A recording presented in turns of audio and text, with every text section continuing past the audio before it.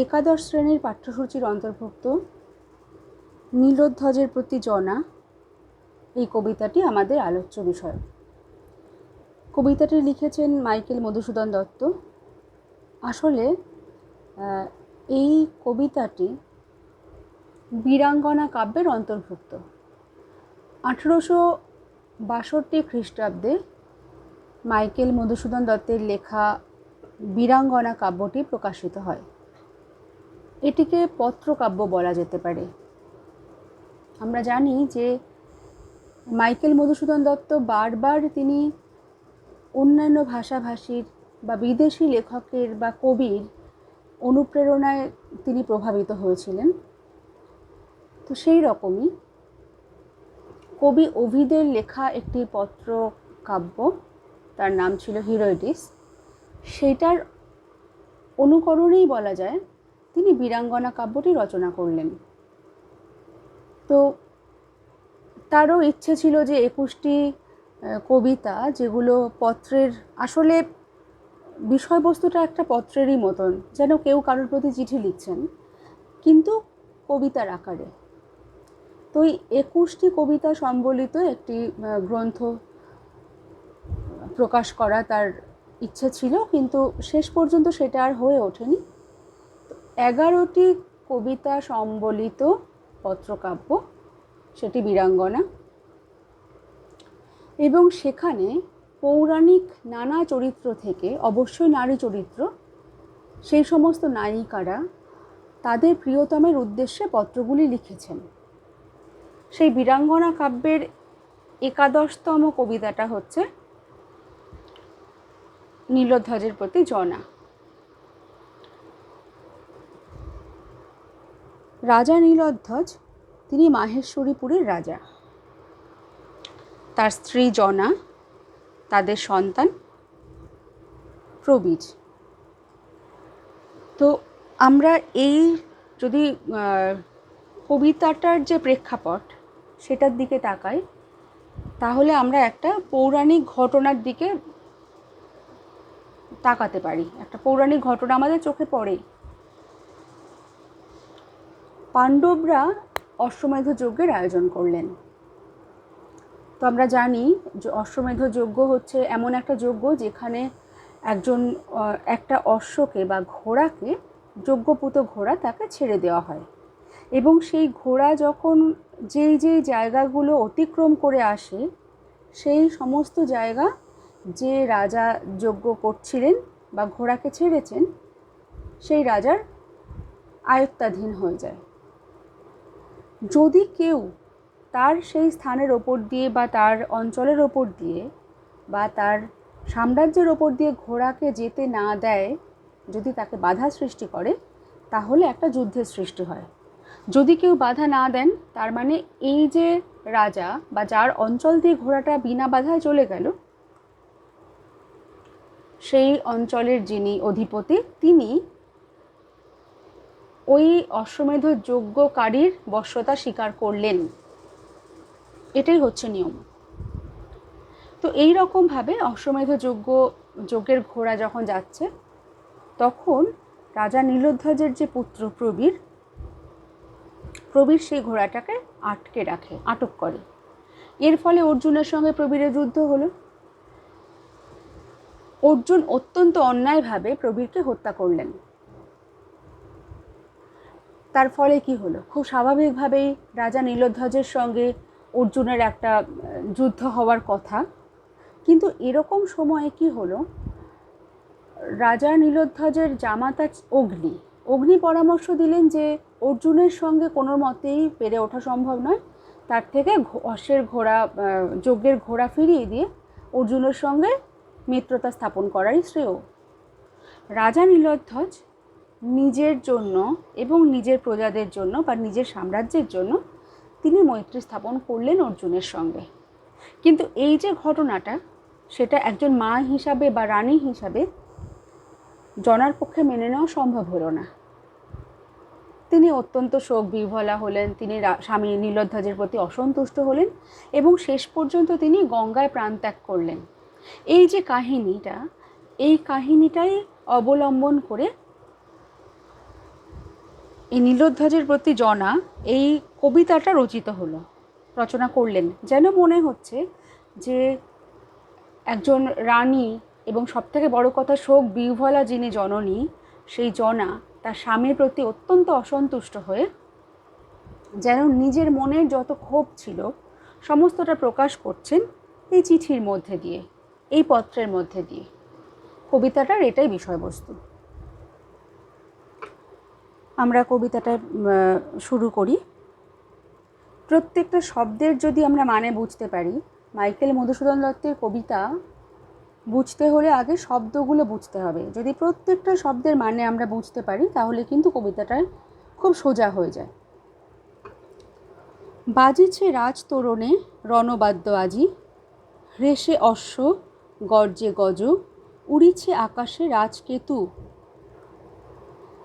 এমন একটা প্রেক্ষাপট রচিত হচ্ছে বা এমন একটা সময়ের কথা বলা হচ্ছে যেখানে এমন একটা ঘটনা আমরা দেখতে পাচ্ছি। কি হলো? যদি আমরা এটা গদ্যরূপ দেখি, তার মানে আজকে রাজতোরণে রণবাদ্য বাজছে। শুরুতেই কি দেখলাম? যে রাজার যে তোরণ, অর্থাৎ রাজসভায় প্রবেশের, রাজগৃহে প্রবেশের যে মূল ফটক, সেই ফটকটার মুখে কি হচ্ছে? রণবাদ্য বাজছে। রণবাদ্য কথার অর্থ হচ্ছে রণসূচক বাদ্য, যে বাজনার মধ্যে দিয়ে যুদ্ধ ঘোষণা হয়। হ্রেষে অশ্ব, ঘোড়া ডাকছে। আমরা জানি যে ঘোড়ার ডাকের নাম হ্রেষা। হ্রেষে অশ্ব গর্জে গজ, গজ অর্থাৎ হাতিরাও গর্জন করছেন। গর্জন করছে। উড়িছে আকাশে রাজকেতু, এবং আকাশে রাজকেতু উঠছে। রাজার যে পতাকা, কেতু মানে পতাকা, অর্থাৎ সেই রাজ্যের বা কোনো রাজার চিহ্ন সূচক যে পতাকা, সেটা আকাশে উঠছে। মুহুর্মুহু হুঙ্কারিছে মাতি, রণমদে রাজসৈন্য। মুহুর্মুহু মানে বারংবার, ঘন ঘন। রাজসৈন্যরা কি করছে? হুঙ্কার ছাড়ছে। কেন তারা এরকম গর্জন করছে? তারা যেন রণমদে মেতে উঠেছে, অর্থাৎ যুদ্ধের যে উন্মাদনা, তাতে তারা মত্ত হয়ে উঠেছে। ঠিক আছে? তাহলে আমরা কোন অবস্থার কথা দেখলাম?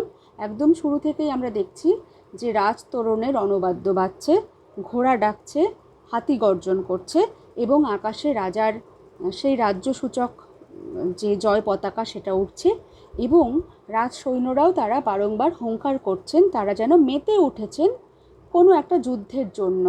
কিন্তু কোন হেতু? প্রশ্নটা হচ্ছে, এই যে একটা পরিবেশ রচনা হলো, কোন কারণে এটা হচ্ছে? সাজিছ কি নররাজ যুঝিতে সদলে, প্রবীর পুত্রের মৃত্যু প্রতিবিধিশ্রিতে। যে হে নররাজ, ওই যে আমরা বলছিলাম যে কবিতাটা পুরোটাই যেন জনার জবানিতে। জনা যেন তার স্বামী নীলোধ্বজকে চিঠি লিখছেন, তাই বলছেন যে এই রকম একটা যুদ্ধের অবতারণা কেন? হে নররাজ, তিনি স্বামীকে নররাজ বলে সম্বোধন করছেন, যে তুমি কি সাজছ, সেজে উঠছ? কিসের জন্য তোমার সাজ রব? কেন তুমি তৈরি হচ্ছ? যুঝিতে সদলে, অর্থাৎ দলবলের সঙ্গে, সবাইকে নিয়ে। যুঝিতে মানে যুদ্ধ করতে। কেন তুমি যুদ্ধ করার জন্য তৈরি হচ্ছ?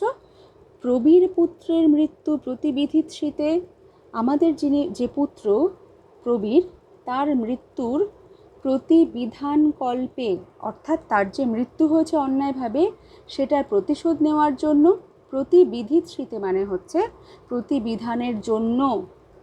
নিবাইতে এ শোকাগ্নি ফাল্গুনির লোহে, ফাল্গুনি অর্জুনের অপর নাম। লোহ মানে রক্ত। তুমি কি অর্জুনের রক্তের মাধ্যমে আমাদের মধ্যে, অর্থাৎ পিতামাতার মনে যে শোকের আগুন জ্বলছে, সেই আগুনটা নেবানোর জন্য তুমি সেজে উঠছ? এই তো সাজে তোমারে ক্ষত্রমণি তুমি মহাবাহু। তুমি ক্ষত্রমণি, ক্ষত্র মানে ক্ষত্রিয়দের মধ্যে তুমি মণি স্বরূপ, তুমি শ্রেষ্ঠ ক্ষত্রিয়। তোমাকে তো এটাই সাজে তুমি মহাবাহু, তুমি মহাশক্তিধর। বাহু মানে হাত ঠিকই, কিন্তু মহাবাহু শব্দের অর্থ বড় বড় হাত নয়। মহাবাহু শব্দের অর্থ হচ্ছে যার হাতে অনেক শক্তি আছে। তোমাকে তো এটাই মানায়। যাও বেগে, গজরাজ যথা যমদণ্ড সম শুণ্ড আস্ফালি নিনাদে। তুমি যাও, খুব তাড়াতাড়ি যাও। বেগে মানে শীঘ্র। কোথায় তুমি যাবে? যেখানে গজরাজ কি করছে? যমদণ্ড সম শুণ্ড আস্ফালি নিনাদে। শুণ্ড মানে সুর, আস্ফালি মানে আস্ফালন করছে, নাড়াচ্ছে, নিনাদে মানে আওয়াজ।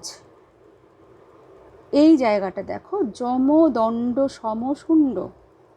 যমের হাতে আমরা শুনেছি বা আমরা জানি যমের হাতে একটা অস্ত্র থাকে, হ্যাঁ, সেটা গদাই বলতে পারি আর কি।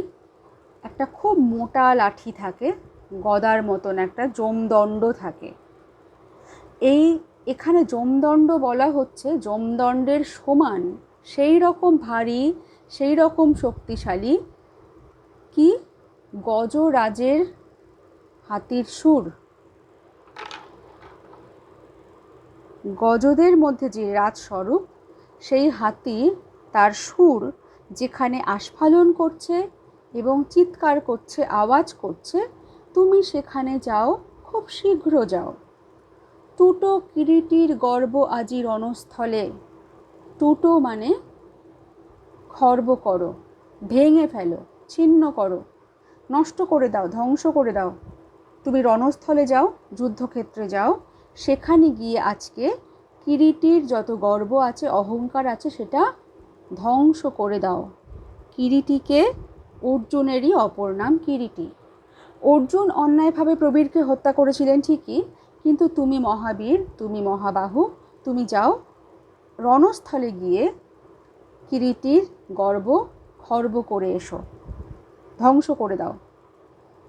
খণ্ডমুণ্ড তার আনো শূলদণ্ড শিরে। খুব ভালো করে খেয়াল করো, সেখানে যাও, অর্জুনকে হত্যা করো, কিরীটিকে হত্যা করো।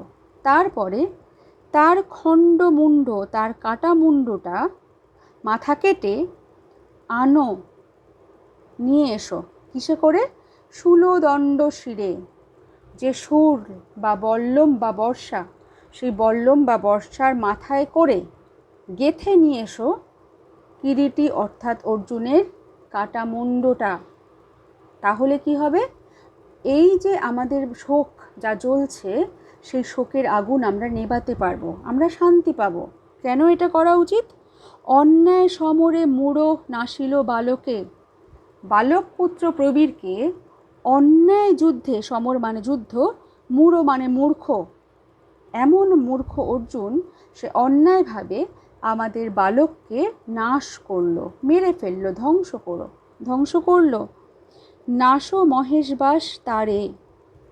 তুমি হে মহেশবাস তাকে নাশ করো। নাশ করো মানে তার বিনাশ করো। আচ্ছা, মহেশবাস শব্দের অর্থ কিন্তু মহাধনুর্ধর। এটা তোমাদের কখনো মনে হতে পারে যে এখানে মহাধনুর্ধর বলতে অর্জুনকে বলা হচ্ছে, তা কিন্তু নয়। এই কারণে এই যে কমাটা, আমরা দেখবে যখন কোনো চিঠি টিঠি লিখি তখন আমাদের শেখানোই হয় যে সম্বোধনের পরে একটা কমা দিতে হবে। এখানে মহেশবাস কিন্তু অর্জুন নয়, এখানে মহেশবাস হচ্ছে নীলোধ্বজকে বলা হচ্ছে।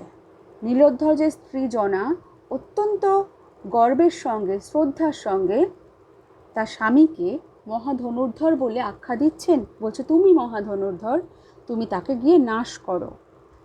ভুলিব এ জ্বালা, এ বিষম জ্বালা দেব, ভুলিব সত্তরে। তাহলে এই যে বিষম জ্বালা, এই যে একটা প্রচণ্ড জ্বালা আমাদের মনের মধ্যে জ্বলছে, হে দেবতা, হে প্রিয়, হে স্বামী, তুমি যদি এই কাজটা করো, তুমি যদি এভাবে অর্জুনকে ধ্বংস করতে পারো, তাহলে খুব শীঘ্রই, সত্তর মানে শীঘ্র, খুব তাড়াতাড়ি এই জ্বালা আমি ভুলতে পারবো। আচ্ছা, আমরা এই পর্যন্ত দেখলাম যে কোনো একটা রাজনৈতিক কারণেই হোক বা যে কোনো কারণেই হোক, নিজের সুবিধার জন্যই নীলোধ্বজ মিত্রতা স্থাপন করলেও সেটা কিন্তু জনার পক্ষে মেনে নেওয়া সম্ভব হলো না। কিন্তু জনা এই যে তার স্বামীর কাজটাকে সমর্থন করলেন না। স্বামীর প্রতি তার অসম্ভব ক্ষোভ আছে ঠিকই, কিন্তু তিনি স্বামীকে কিন্তু অশ্রদ্ধা করছেন না। অত্যন্ত শ্রদ্ধা নিয়ে তার উপর বিশ্বাস রেখে তিনি এই জ্বালা ভুলতে চাইছেন।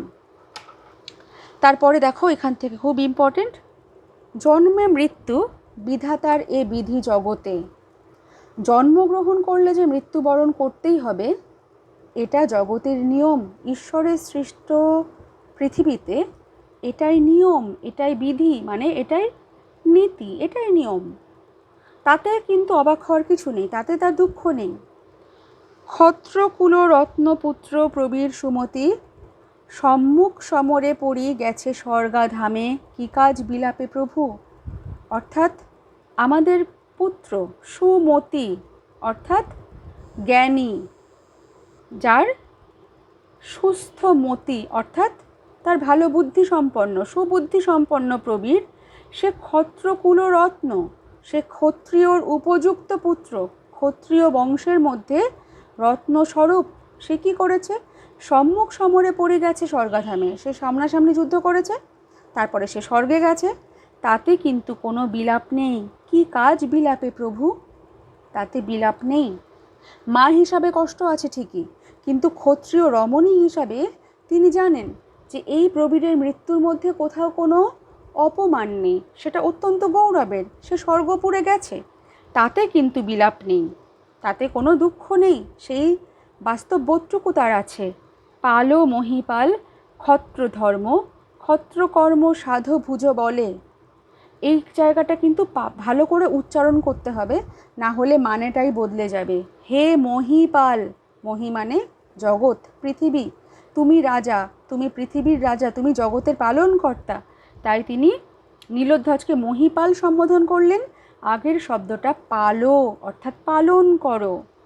হে জগতের রাজা, তুমি একজন ক্ষত্রিয়, তুমি তোমার নিয়ম পালন করো। কি পালন করতে হবে?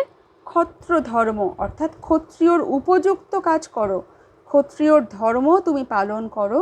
ক্ষত্র কর্ম সাধো ভুজ বলে, ভুজ মানে হাত, তুমি তোমার বাহুবলের দ্বারা ক্ষত্রিয়র উপযুক্ত যে কাজ সেটা তুমি সাধন করো। শুরু থেকেই আমরা এই পর্যন্ত দেখতে পাচ্ছি যে এখানে জনার ভেতরকার নারী সত্তা যেমন জাগ্রত হচ্ছে, মাতৃসত্তা জাগ্রত হচ্ছে, এবং তিনি বাস্তববোধ হারিয়ে ফেলেননি। সব থেকে বড় কথা, তিনি একজন ক্ষত্রিয় রমণী, তাই তিনি অন্যায়ের প্রতিবিধান চাইছেন।